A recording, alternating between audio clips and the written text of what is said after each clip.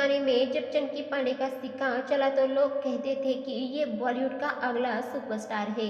चंकी पांडे के पिता नहीं चाहते थे कि उनका बेटा एक्टिंग करे, क्योंकि परिवार में किसी ने भी अभिनय नहीं किया। ये तो जितेंद्र, ओए तो राजिंदर, और से देखो हर हीरो की खूबी इसके अंदर। तो पिता चाहते थे कि बेटा डॉक्टर बने। उनके पिता एक मशहूर हार्ट सर्जन थे। उनका नाम शरद पांडे था। देश में जिन डॉक्टरों ने दिल का पहली बार ऑपरेशन किया, उस लिस्ट में शरद पांडे जी का नाम भी दर्ज है। चंकी पांडे की मां स्नेहलता पांडे भी चिकित्सक थी। चंकी डॉक्टर क्यों नहीं बने, कैसे उनकी बॉलीवुड में एंट्री हुई और कैसे पड़ा उनका चंकी नाम, इसके पीछे की कहानी भी काफी दिलचस्प है। समुंदर पार में तेरे पीछे पीछे आ गया मैं तेरे पीछे पीछे। 26 सितंबर 1962 को जब ये पैदा हुए तो घर वालों ने उनको नाम सुरेश पांडे दिया। उस समय वो काफी गोल मोटल हुआ करते थे। उनकी देखभाल एक नैनी किया करती थी और नैनी सुरेश को चंकी कहकर बुलाया करती थी। और बाद में कुछ ऐसा हुआ कि घर में सभी उन्हें प्यार से चंकी कहने लगे और सुरेश नाम भूल गए। तभी से उनका नाम चंकी पांडे पड़ गया। तू मेरी मां माने न क्यों कहना, फूलों के जैसी तेरी जवानी। चंकी जिस स्कूल में पढ़ते थे वहाँ और कई फिल्मी सितारों के बच्चे भी पढ़ाई करते थे। वो सब अपने माता पिता के फिल्मी किस्से सुनाया करते थे। बचपन से ही बॉलीवुड के इतने किस्से जानने के बाद उन्हें भी सिनेमा में जाने की लालसा होने लगी। पढ़ाई में भी वो जीरो ही थे, तो माँ बाप ने भी मना नहीं किया। पढ़ाई लिखाई पूरी हुई तो वो बॉलीवुड का रास्ता तलाशने लगे। तब उनके माँ बाप ने उन्हें समझाया कि पहले अभिनय तो सीख लो। आज बोलता हूँ मैं तुझको पूजता हूँ। फिर कोशिश करना। 1986 की बात है। 23-24 साल के चंकी पहुंच गए डेजी ईरानी के स्कूल में, जहां उन्होंने अभिनय का ABC सीखा। बाद में वही नौकरी भी शुरू कर दी। रिपोर्ट्स की माने तो उसी स्कूल में ही उन्होंने सलमान खान और अक्षय कुमार जैसे सुपरस्टार को एक्टिंग और डांस की ट्रेनिंग भी दी थी। 1987 में उन्होंने फिल्म आग ही आग से बॉलीवुड डेब्यू किया था।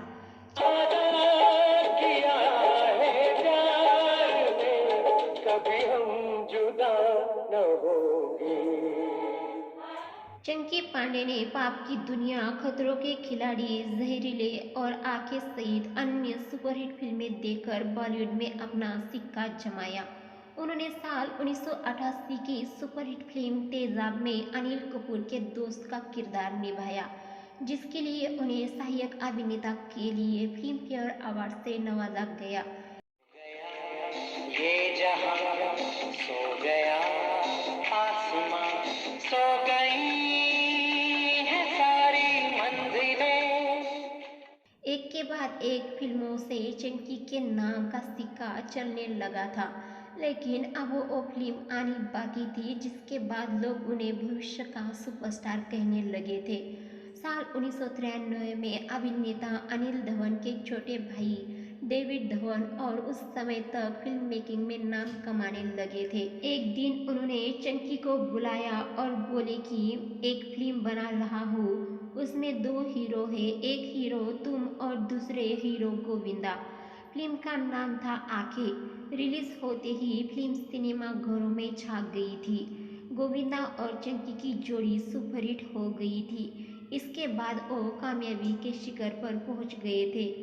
नहीं होंगे तुम्हें हम याद आएंगे, चौखट पे तुम्हारी हम दम तोड़ जाएंगे।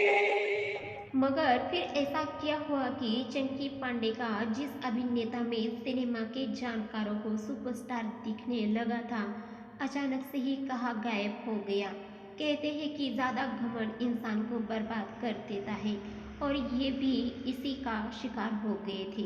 80 के दशक में जब उन्होंने अपना करियर शुरू किया तो जानबूझकर अपनी ऐसी फिल्मों को चुनते थे जिसमें ढेर सारे स्टार होते। उनका मानना था कि अगर फिल्म फ्लॉप भी हो गई तो एक के सिर पर ठिकरा नहीं फूटेगा। बस यही होशियारी उन्हें ले डूबी। हुआ ये कि आगे की अपार सफलता के बाद चिंकी में गुरूर आ गया था। उन्हें लगा मैं तो अब बड़ा स्टार बन गया हूँ और अब मैं अकेले हीरो वाली ही फिल्म करूँगा। तुमने मेरे सवाल का जवाब 1 मिनट में नहीं दिया तो मैं ये माप तुम्हारे थोबड़े पर लगा दूंगा और यकीन मानो मरते दम तक छूटेगा नहीं। लेकिन हुआ इसके उल्टा। उन्हें फिल्म मेकर्स के कई ऑफर आए लेकिन वही किरदार उन्हें वो अब तक निभाते आए थे। लेकिन चंकी मन बना चुके थे कि अब वैसे किरदार नहीं करेंगे।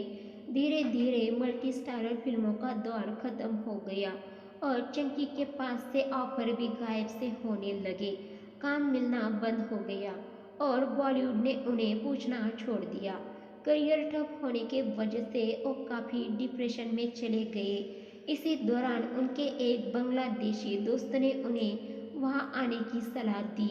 चंकी मजबूरी में बॉलीवुड छोड़कर बांग्लादेश चले गए और वहां फिल्में करने लगे जहां उन्हें पसंद भी किया जाने लगा। 1995 में चंकी पांडे ने पहली बार बांग्लादेशी फिल्म में लीड रोल किया। स्थानीय भाषा न आने के बावजूद उन्होंने बांग्लादेश में स्टारडम हासिल किया।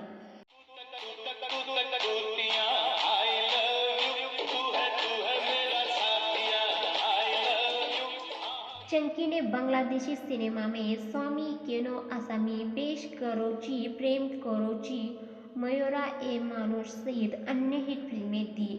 लेकिन चंकी का वहाँ बहुत ज़्यादा मन नहीं लगा। उन्होंने बॉलीवुड में फिर वापसी की। साल 2003 में कयामत फिल्म से उन्होंने वापसी की। इस फिल्म में उन्होंने वैज्ञानिक का नेगेटिव किरदार निभाया। इसके बाद उन्होंने पेइंग गेस्ट, हाउसफुल सीरीज की चारों फिल्में, बुलेट राजा और बेगम जान जैसी फिल्में की। करियर के इस दौर में ज्यादातर उन्होंने नेगेटिव किरदार किए। मैं समझता था कि शायद अब भी तेरे अंदर की इंसानियत मरी नहीं होगी, लेकिन इंसान तो क्या, तू तो जानवरों से बेगाया गुजरा है। उस रोटी के नेवाले को आज तूने ठोकर नहीं मारी है, एक माँ के ममता और प्यार को धक्का दिया तूने। हालांकि लोग आज भी कहते हैं कि उनकी ज़्यादा अक्लमंदी उनका पूरा करियर खा गई। दर्शकों, आपको हमारे द्वारा दी गई चंकी पांडे के बारे में ये जानकारी अच्छी लगी तो हमारे चैनल बॉलीवुड की चमक को सब्सक्राइब, वीडियो को लाइक शेयर ज़रूर कीजिए। अगर आप चंकी पांडे के फैन हैं तो उनकी कौन सी फिल्म या कौन सा गाना आपका पसंदीदा है वो भी हमें कमेंट करके ज़रूर बताइए।